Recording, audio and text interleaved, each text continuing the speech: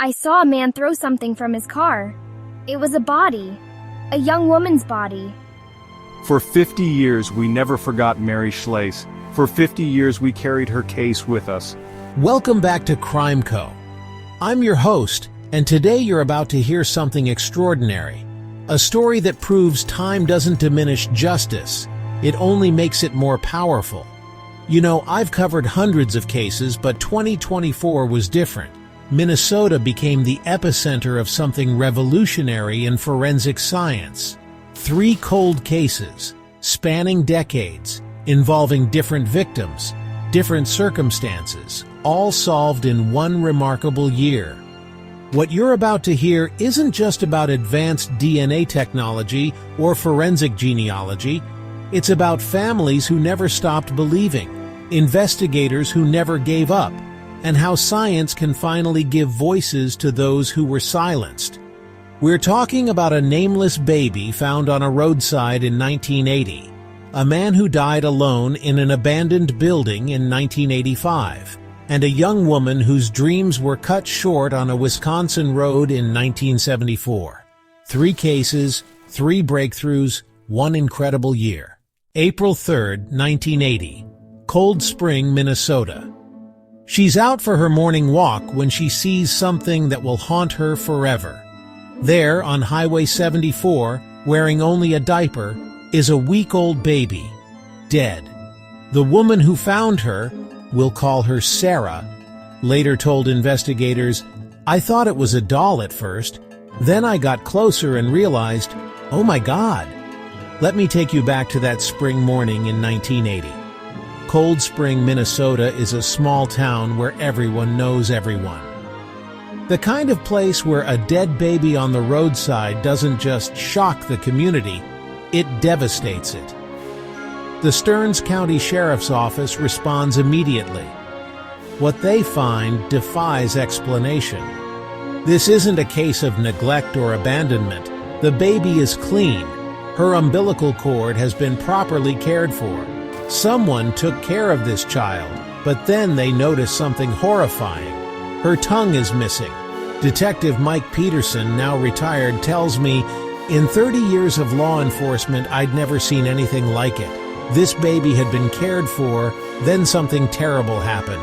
The investigation begins immediately. Neighbors are questioned. Hospitals are contacted. Missing person reports are combed through. But 1980 isn't 2024. DNA technology doesn't exist. Forensic genealogy isn't even a concept. For 44 years, she remains Baby Jane Doe. Winter 1985. St. Paul, Minnesota. The Hill building stands abandoned, a relic of better times. When investigators find the partially decomposed body of a man inside, they assume it's another tragedy of Minnesota's harsh winter. Frank Nicholas Augenti, though they don't know his name yet, is 33 years old. He's succumbed to the elements, but who is he? Where did he come from? Near his body they find a duffel bag. Inside they're hoping for identification, for answers. Instead, they find nothing. No ID cards, no clues. Just the belongings of a man who died alone. The St. Paul Police Department launches a missing person investigation. They check with homeless shelters. They post his description. They follow every lead. But in 1985, if you don't have fingerprints in the system, if no one reports you missing, if you're from out of state, you can simply disappear. Frank Augenti had lived in Pennsylvania and New York. His family didn't know he was in Minnesota. Minnesota didn't know he existed.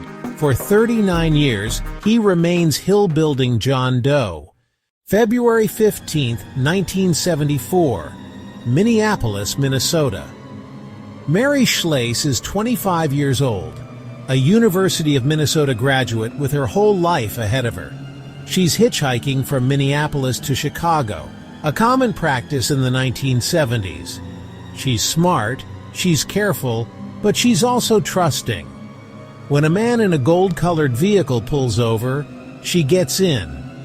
Hours later, on a rural Wisconsin dead-end road, a witness sees something that will haunt them forever. A man throws a body from his vehicle. It's Mary Schlais. She's been stabbed more than 15 times. Dunn County Sheriff Dennis Smith tells me, Mary's case was never cold to us. It was always active. We just didn't have the tools we needed. For 50 years, the Dunn County Sheriff's Office carries Mary's case. They interview witnesses. They follow leads. They never give up. But the killer? He disappears into the decades. 2024, the year everything changed. Here's what most people don't understand about DNA technology. It's not just about matching DNA to a database. It's about building family trees, connecting distant relatives, working backwards through generations. Pam Lauritsen from the DNA Doe Project explains it to me. We build family trees and research those matches in order to find the right branch of the tree that includes the doe. This can take a few hours or a few years, depending on how closely or distantly related the matches are to the doe. Let me explain how this works. Investigators take DNA samples that were previously unusable, degraded too small, contaminated, and new technology can now extract genetic information from them. This DNA goes into national databases like CODIS. But when there's no direct match, that's where forensic genealogy comes in. They find a distant relative, maybe a third cousin, maybe a great-great-grandchild. Then they build family trees, research obituaries, birth records, death certificates. They work backwards through generations until they find the right branch of the tree, baby Jane Doe. In 2024, DNA technology finally reveals the identity of the baby's mother and father. The mother died in 1995, never knowing her daughter had been found. The father tells investigators he was unaware he had a daughter in 1980 and expresses deep shock and sympathy. But here's the psychological complexity. The Stearns County Sheriff's Office makes the decision to drop the case after her identity is revealed. The mother is gone. The father appears genuinely unaware, but questions remain about that missing tongue, about what really happened in those first days of life. Hill building. John Doe, Frank Nicholas. Augenti gets his name back. The DNA Doe Project announces his identity, and suddenly he's not just a case number, he's a man from Pennsylvania and New York who somehow ended up in an abandoned St. Paul building. His family finally knows what happened to him. After 39 years, Frank Augenti can finally go home. Mary Schlais. This is where the story gets intense. Thanks to genetic genealogists at Ramapo College in New Jersey, investigators identify their suspect, John Keith Miller, 84 years old, living in an assisted living facility in Owatonna, Minnesota. November 7, 2024. Investigators arrest Miller at his assisted living facility, where he'd resided for just 8 months. When presented with evidence that his DNA had been detected on a hat found near Mary's body, Miller doesn't deny it. He tells investigators he picked Mary up, and when she denied his advances, a fight ensued, leading to her death. After 50 years, Mary Schlais finally has justice. But here's what fascinates me about these cases. Each one reveals something different about human nature and the passage of time.